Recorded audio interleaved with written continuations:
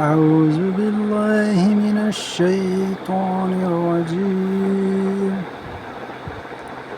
بسم الله الرحمن الرحيم. يا أيها المزمل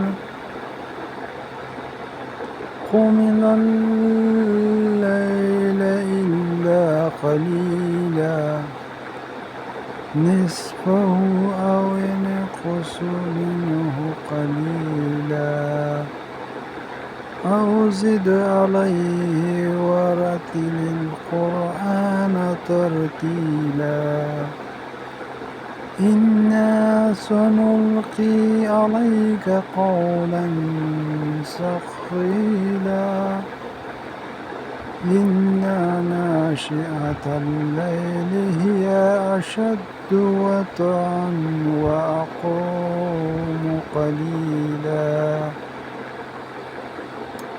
إن لك في النهار سبحا طويلا